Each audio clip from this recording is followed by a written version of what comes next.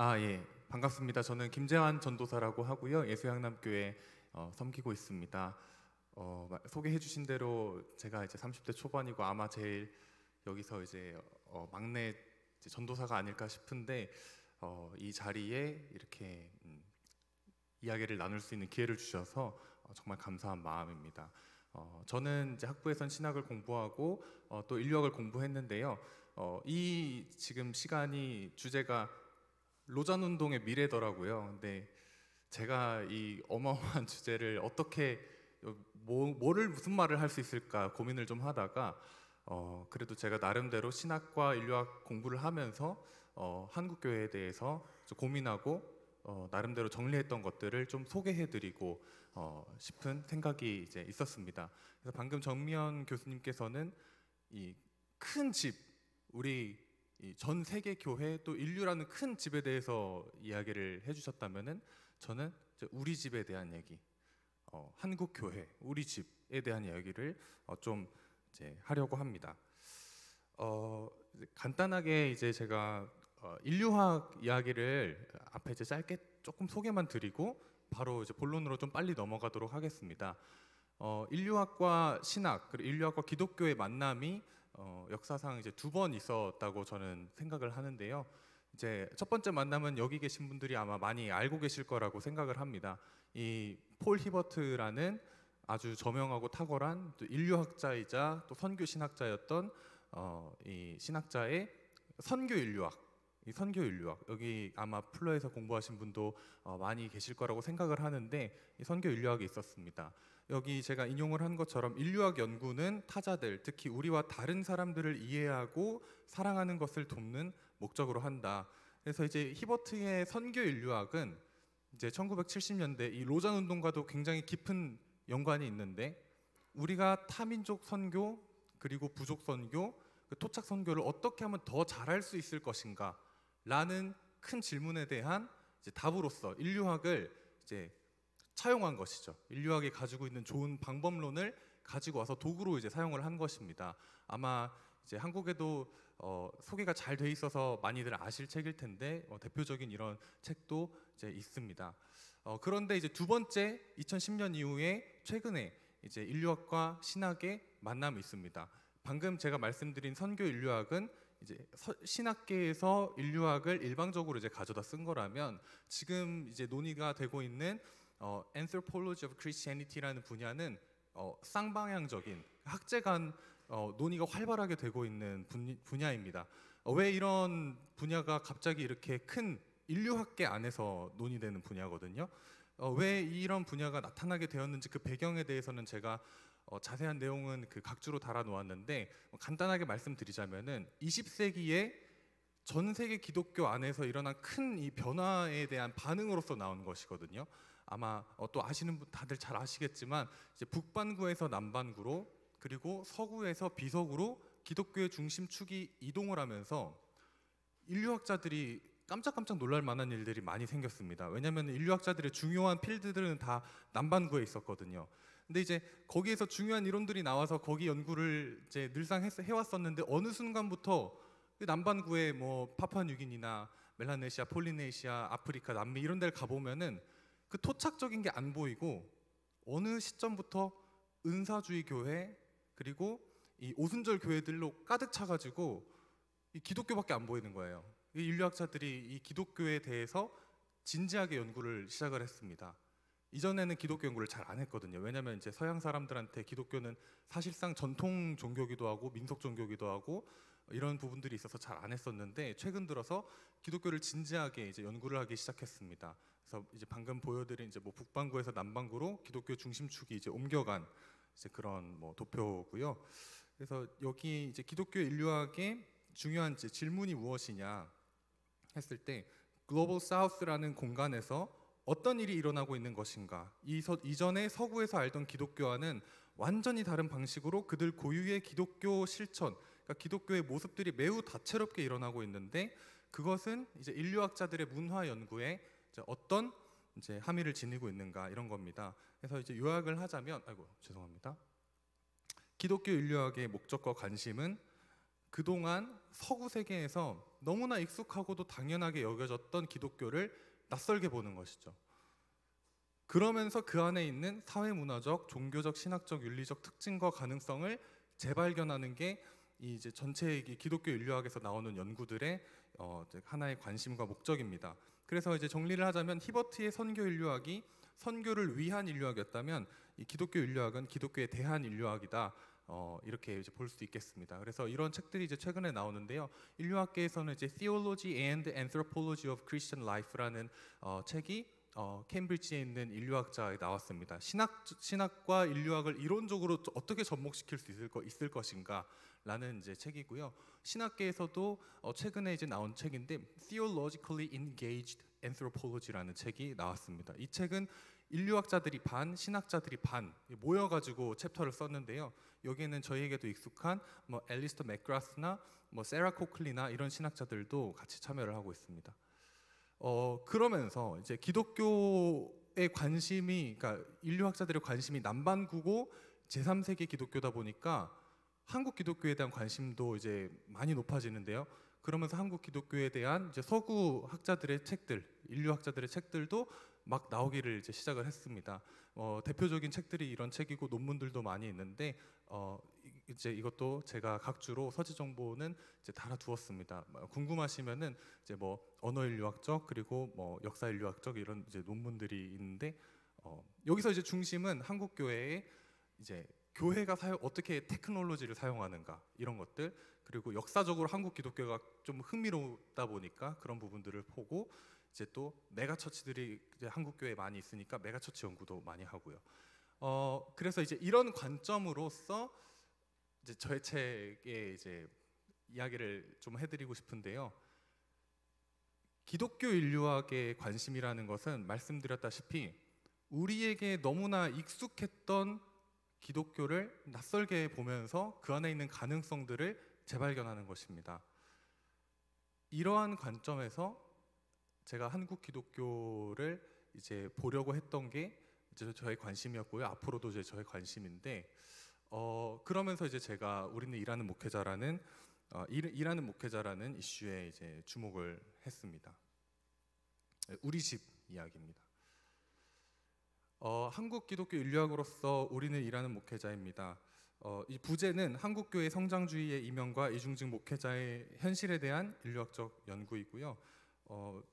이제 인류학이 잘하는 게 이런 겁니다. 이제 안 보이는 걸 보이게 하는 거, 그리고 가장자리에서 전체를 이제 새롭게 보는 시야를 열어주는 거, 낯설게 보게 하는 거, 이거거든요.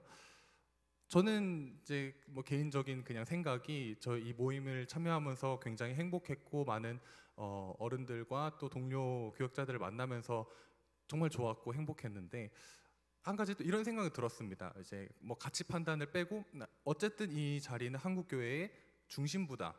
중심부 중에서도 어쩌면 중심부다. 이런 생각을 이제 개인적으로 했는데 제가 이 책을 통해서 하고 싶은 이야기는 그러니까 중심부에서 보이는 경관이 있고 가장자리에서 보이는 경관이 있잖아요. 저는 이제 가장자리에서는 우리 집이 어떻게 보이는지 그 경관에 대한 이야기를 좀 들려드리는 건데요. 한국교회 최근 한 10년간 일어났던 가장 중요한 변화에 대한 인류학적 분석이라고 저는 또 이름 붙이기도 했습니다. 가장 중요한 변화는 무엇이냐면 이제 쭉 성장하던 이 트렌드에서 이제는 이제 쇠퇴의 트렌드로 크게 턴을 하는 거. 네. 그러면서 그 안에 어떤 일들이 일어나는지에 대한 이제 연구입니다. 2000년대까지는 그래도 계속 지표상으로 성장을 했고 그리고 한 10년간은 침체를 하다가 그리고 2010년 이후에는 이제 쇠퇴를 수치상으로 쇠퇴를 시작했는데 저는 그거를 이제 포스트 성장이라고 이제 이야기를 했고요. 그리고 성장에서 이렇게 포스트 성장으로 넘어가는 사이에 사실상 한국 교회에서 가장 두드러지게 나타나는 특징적인 현상이 바로 저는 이중직 목회자 현상이라고 이제 생각을 합니다. 그렇다면 왜 이중직 목회자들이 이렇게 성장에서 포스트 성장으로 넘어가는 이 시점에 중요하게 대두가 되었고 그 안에서 어떤 일들이 일어나고 있고 그것이 우리에게 무슨 의미일 수 있는가, 우리 집에 무슨 의미일 수 있는가 라는 큰 질문을 가지고 연구를 시작했고요. 저는 인류학을 그 에스노그래픽한 방법으로 했기 때문에 인터뷰를 주로 하고 참여 관찰을 하고 이렇게 했습니다. 그래서 제가 인터뷰한 분들의 이제 명단이 있고 여기에는 이제 대부분 이중직 목회자들도 있지만 종합적인 접근을 하기 때문에 이제 교단 관계자분들과 뭐 신학교의 뭐 교직원분들 이런 이제 다양한 분들을 거기 관여되어 있는 다양한 분들을 이제 인터뷰를 했습니다.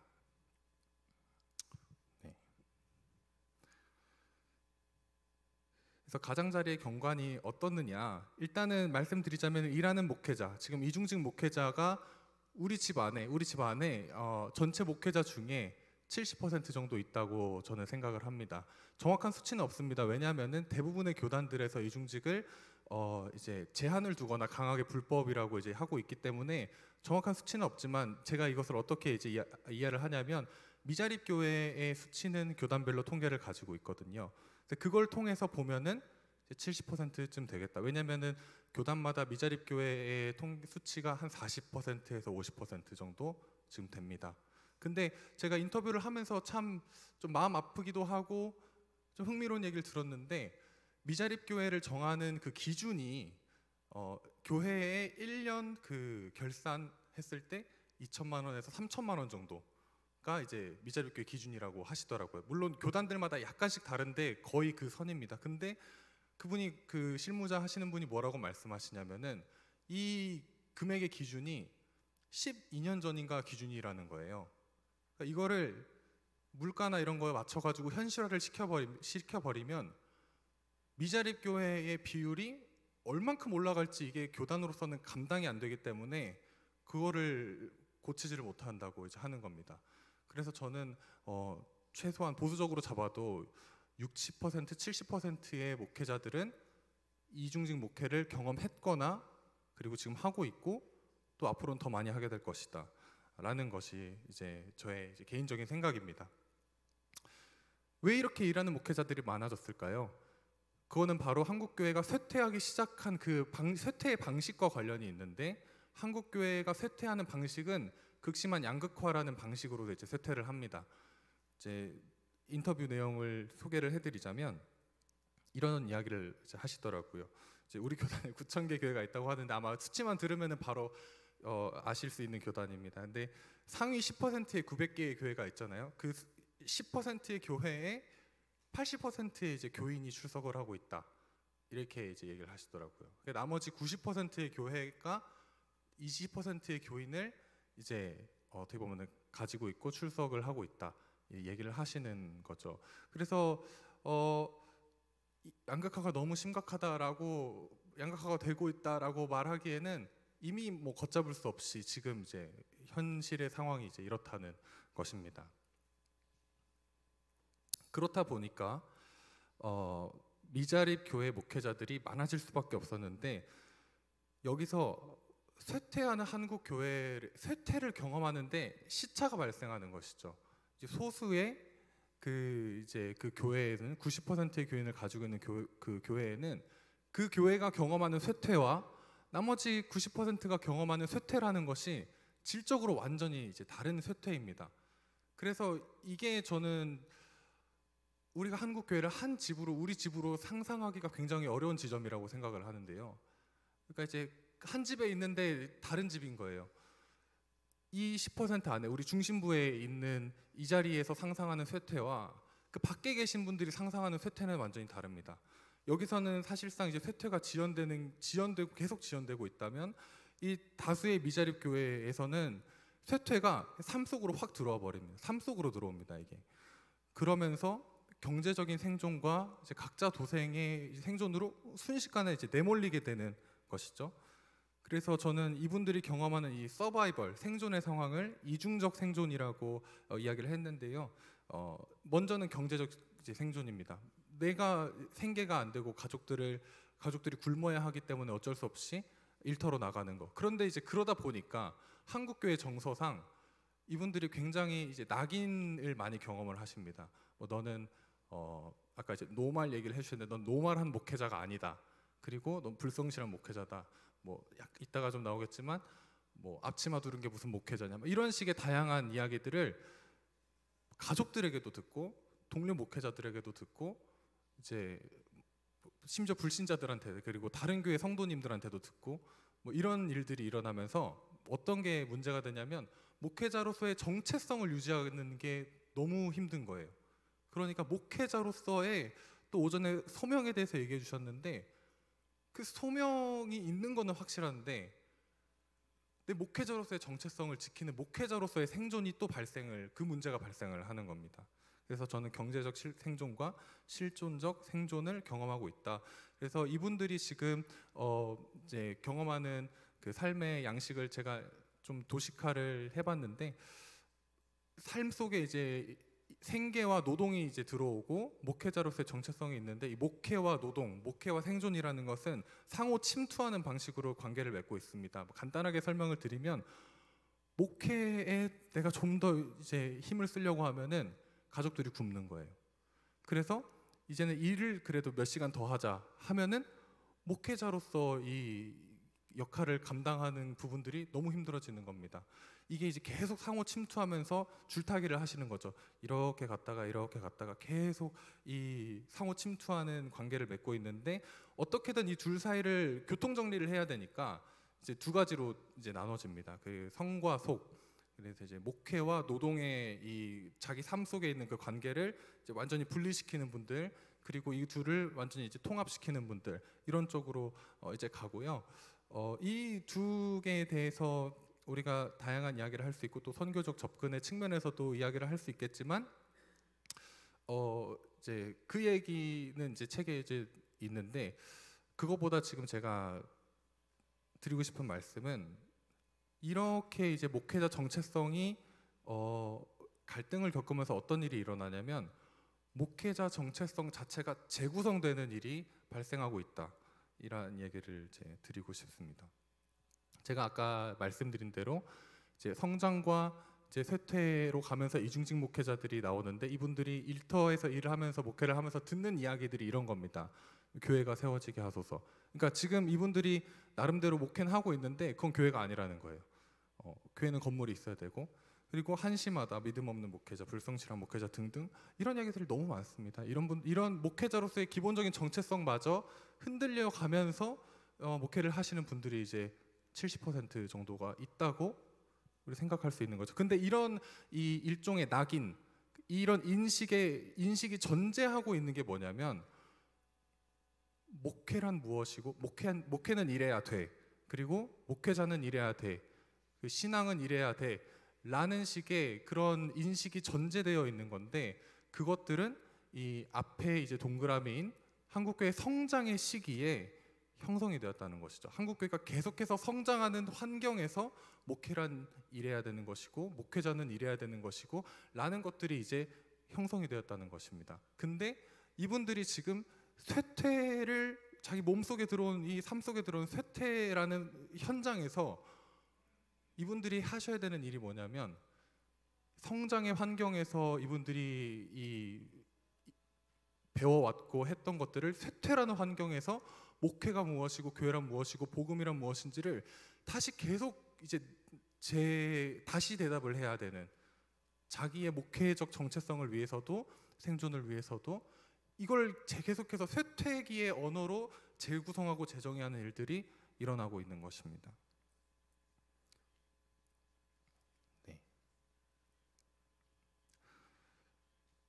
그래서 일하는 목회자 정체성 이렇게 재구성이 일어나면서 일하는 목회자 정체성이 만들어지는데 저는 그것을 기억됨과 잊혀짐이라는 이제 표현으로 정리를 해봤습니다. 그 소명 제가 이게 목회자분들이 막 인터뷰를 해보면은 많이들 또 막 우시는 분들도 많고 정말 눈물 없이 들을 수 없는 그런 이야기들을 많이 해주시는데 저가 이제 인터뷰를 하면서도 안타까워가지고 근데 이런 분들이 굉장히 많거든요.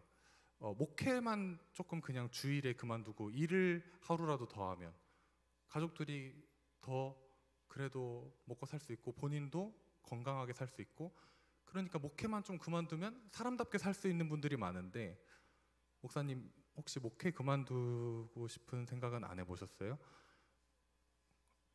이런 질문을 제가 많이 했거든요. 그러면은 항상 돌아오는 말이 약간 제 예상을 빗나간 답변이었는데 매주 한다 그러더라고요. 매주 한다고.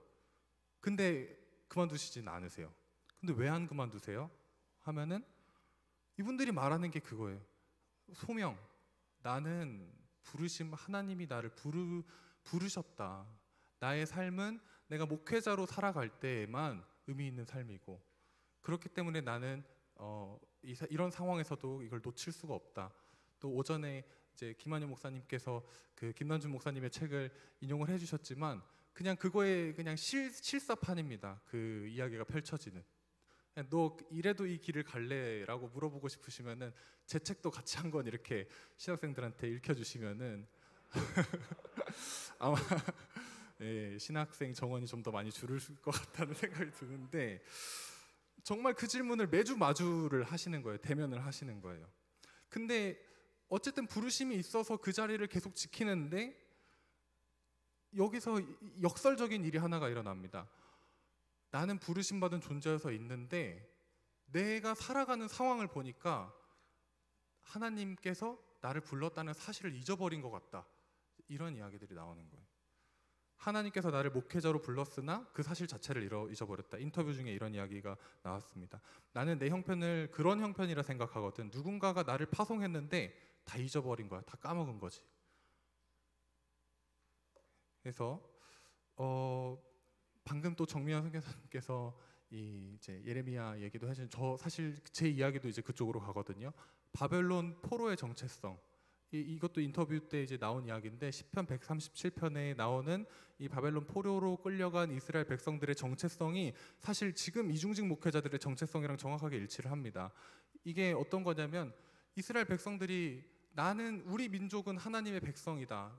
우리는 택함 받은 백성이다라는 정체성이 하나가 있잖아요. 근데 지금 자기들의 삶의 모습을 보면은 바벨론 포로잖아요.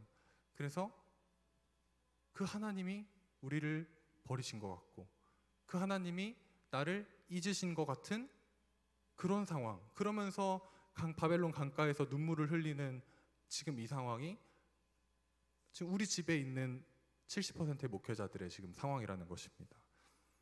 부르심과 잊혀짐을 계속해서 이거를 내 안에서 역설적인 거를 끌고 하루하루 견뎌야 되는 이 목회자의 삶. 그래서 이제 정리를 해드리자면요, 첫 번째는 쇠퇴의 최전선이다.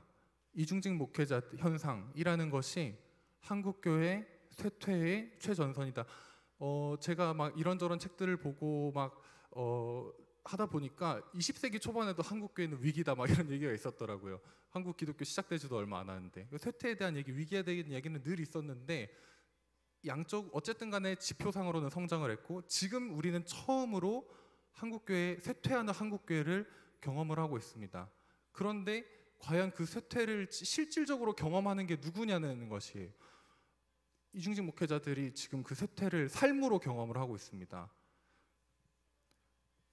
그리고 말씀드렸던 대로 이분들은 신앙, 목회, 교회를 모두 쇠퇴기의 환경에 맞게 재구성하고 재의미화함으로써 신학적, 목회적, 경제적으로 각자 도생하고 있습니다. 이제 그러다 보니까 아까 말씀드렸다시피 이제 우리 지금 여기는 중심부잖아요. 중심부에 있는 우리가 이제 상상하는 우리 집과 그분들이 상상하는 우리 집이 너무 달라가지고 또 단절이 되어 있어가지고 우리는 이제 한 집인데 한 집으로 한국교회를 상상하기가 너무너무 힘든 거예요. 사실상 이런 이제 문제가 하나가 있습니다. 그래서 공교회로서 한 집으로서의 한국교회, 이제 아까 정미연 선교사님께서 디아스포라 얘기를 해주시면서 이제 은혜입니다. 또 디아스포라는 은혜입니다. 그리고 디아스포라는 이제 미션입니다 해주셨는데 이중직 목회자도 저는 그런 의미에서 비슷한 측면이 있다고 이제 생각을 합니다. 이중직 목회자들이 지금 먼저 앞서서 쇠퇴를 경험하면서 앞으로 저는 이제 계속해서 쇠퇴하는 것은 어쩔 수 없다고 생각을 하는데, 근데 쇠퇴가 저는 나쁜 것은 아니라고 생각을 합니다. 왜냐하면은 이 쇠퇴하는 한국 상황에서 한국교회는 어떻게 의미 있게 우리의 신앙을 이제 우리 사회와 이제 소통을 하고 할지를 고민을 시작해야 되는데 이중직 목회자분들은 먼저 그걸 하고 계시는 거거든요. 그래서 그분들에게 배울 지점이 있다고 생각을 하고, 또 미션입니다 하셨는데 이 부분은 조금 그냥 조심스러울 수 있지만 이분들이 일터로 내던져지다 보니까 자연스럽게 거기에서 이제 미셔널한 상황이 또 형성되는 지점들도 이제 있습니다. 네. 그리고 저는 이제 두 번째로 말씀드리고 싶은 게 성장의 추모. 그래서 앞으로 쇠퇴할 것이 분명해 보이는 상황에서 우리에게 가장 중요한 것은 한국교회의 중심에 우리도 모르게 들어와 있던, 우리는 성장밖에 경험을 하지 못했잖아요. 사실 이제 제 또래 목회자분들과 저보다 나이가 조금 있으신 분들은 이번에 조별 토론 때도 그런 얘기 하시더라고요. 이제 우리는 그 끝물을 살짝 어렸을 때 경험하고 이 목회 현장에 이제 이거를 경험을 하고 있는 것 같다라는 이야기들을 이제 많이 이제 여기저기서 들을 수 있었는데, 우리는 성장하는 기독교밖에 몰랐기 때문에 쇠퇴라는 환경에서 기독교는 어떻게 빛과 소금이 될 수 있을 것인가 라는 고민을 시작해야 된다는 것이고, 그렇게 하기 위해서는 우리가 우리 안에 중심에 너무 들어와 있는 이 성장주의, 성장이 목표가 되는, 우리 당연히 교회는 성장해야 하지만 성장이 목표가 되어서는 안 되잖아요. 이제 그런 의미에서 성장을 우리가 주변화시켜야 한다.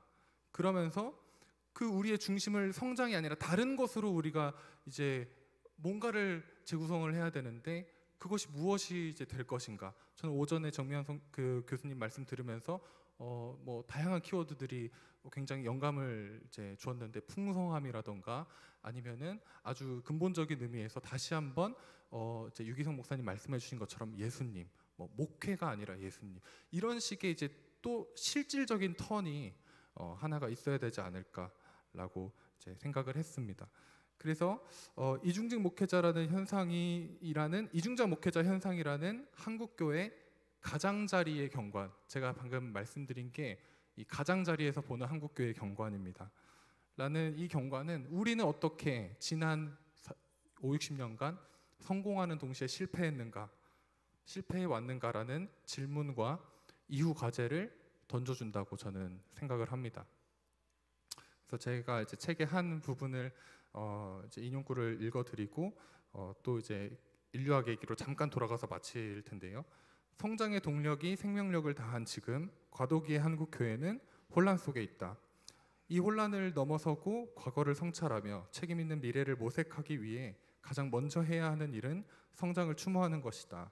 추모는 단순히 죽은 대상을 기억하는 행위가 아니다. 추모는 특정인들이 특정 대상을 특정한 방식으로 기억함으로써 어제와 오늘을 특정 방식으로 연결짓고 미래를 자주적으로 열어가는 공동의 행위이다. 여기에는 스스로를 한국교회의 구성원으로 인식하는 모든 이들이 참여해야 마땅하다. 그들 모두가 긍정적으로든 부정적으로든 성장에 거대한 빚을 지고 있기 때문이다. 성장을 추모하며 우리는 두 가지 사건에 참여해야 한다. 먼저는 성장을 우리의 중심으로부터 가장자리로 확실하게 떠나보내야 한다. 둘째로는 어떻게 새로운 내일을 의미 있게 열어나갈 수 있을지 물어야만 한다. 우리의 중심을 무엇으로 재구성해낼 것인가? 포스트 성장의 문턱에서 한국 교회는 어떻게 이전과 다른 의미의 한국적 신앙을 유의미하게 구성해낼 것인가? 이러한 질문을 얼마나 치열하게 묻고 또 어떻게 응답하느냐에 따라서 한국교회의 내일이 결정될 것이다. 네.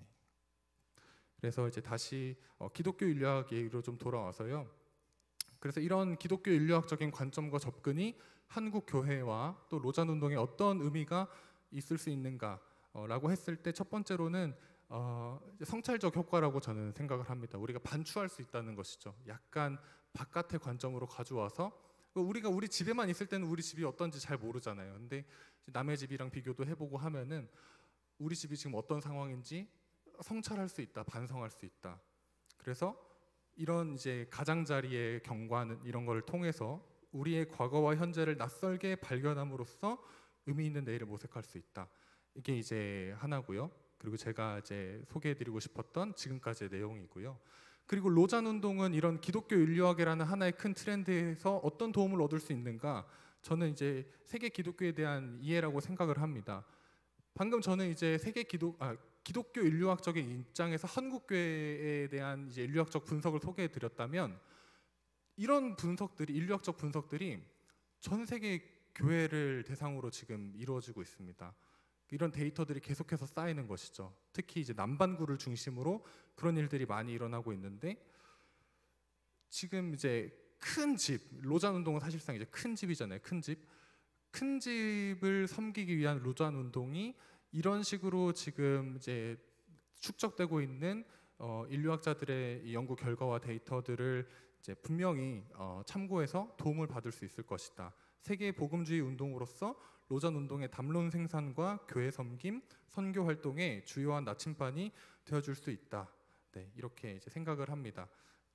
마지막으로 그 이제 또 인류학과 신학의 첫 번째 만남, 두 번째 만남 이야기를 했는데, 선교 인류학은 첫 번째 만남, 선교 인류학은 선교 대상을, 그 토착 이 대상을 새롭게 발견함으로써 선교 방법을 성찰하겠다면, 이 기독교 인류학은 선교 주체인 교회를, 우리 자신을, 우리 집을 새롭게 발견함으로써 교회와 선교 그 자체를 성찰하게 할 수 있다. 이렇게 정리를 해봤습니다. 그래서 이제 마지막으로 로잔 운동, 앞으로 이제 내년에는 이 목회자 모임이 더 크게 모이고, 또 24년에는 이제 그 본격적으로 시작이 될 텐데, 저는 한국 교회 로잔 운동은 연합 운동이잖아요. 한국 교회가 가장 크게 도움을 받을 수 있는 것은 연합할 수 있는 이 기회를 얻는다는 거라고 이제 생각을 합니다. 근데 이 연합을 하려면, 한국 교회를 한 집으로 상상할 수 있으려면은 우리가 70% 정도 되는 이중직 목회자들, 그리고 그 이슈를 우리가 대면하지 않고는 과연 이 연합이라는 것이 어떤 의미일 수 있겠는가, 이런 생각을 개인적으로 가지고 있고요. 만약에 그것을 우리가 대면을 하지 못하고 넘어간다면 결국에는 이 10%, 이 중심부에서만 일어났다가 끝나는 그런 논의로 끝나게 될 것이다라는 생각도 개인적으로 가지고 있습니다. 그래서 로잔 운동이 가지고 있는 이 연합 운동의 이 어떤 노하우랄까요? 이 큰 집을 하나로 묶는 그런 문서가 사실 우리가 한 집이라는 것을 상상할 수 있게 해주는데, 이제 그런 측면에서 우리가 도움을 받고, 또 이제 한국 교회 연합 운동에도 이제 도움이 되는 이제 그런 계기가 되기를 개인적으로 이제 소망하고 있습니다. 네, 경청해 주셔서 감사하고요. 이렇게 마치도록 하겠습니다. 감사합니다.